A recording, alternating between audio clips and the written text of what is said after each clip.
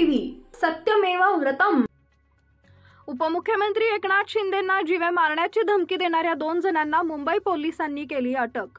उपमुख्यमंत्री एकनाथ शिंदे यांना ईमेल करून जीवे मारण्याची धमकी देणारे 2 आरोपी बुलढाणा जिल्ह्यातील देऊळगाव मही येथून मुंबई एटीएसनं कारवाई करत ताब्यात घेऊन मुंबईकडे निघाले। 35 वर्षीय मंगेश अच्युतराव वायाळ व 22 वर्षीय अभय गजानन शिंगणे असं या आरोपीचं नाव असून मंगेश वायाळ हा ट्रक चालक असून अभय शिंगणे यांचं देऊळगाव मही इथं मुख्य मार्गावर मोबाईल शॉप आहे। या दोघांनाही दारूचे व्यसन असून या दोघांनाही अभय शिंगणे यांच्या मोबाईल शॉपीतून ही धमकी दिल्याची माहिती मिळते। विशेष म्हणजे या दोघेही नात्यानं आते आणि मामे भाऊ आहेत। या प्रकरणाची पुढील कारवाई पोलीस करत आहेत।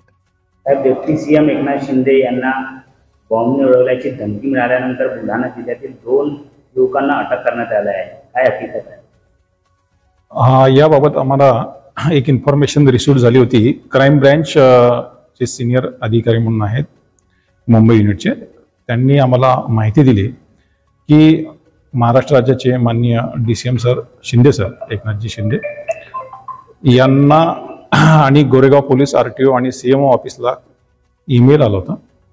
ईमेलमध्ये दिलं होतं की गाडीला बॉम्ब लावून आम्ही त्यांना उडवून जीवे मारू असे त्यांना मेल केलं।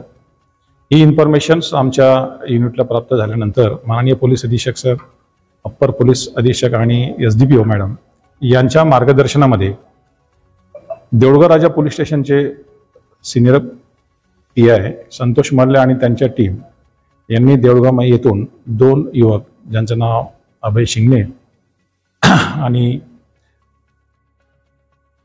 मंगेश वायाळ यांनी ईमेल केला होता। हे निष्पन्न झालं म्हणून त्यांना चौकशी करून ताब्यात घेतले आणि पुढील कारवाईसाठी मुंबई पोलिसांच्या ताब्यात दिलेले आहे, गोरेगाव पोलिसांच्या ताब्यात दिले आहे। या युवकांची काही पार्श्वभूमी आहे का क्राईमची?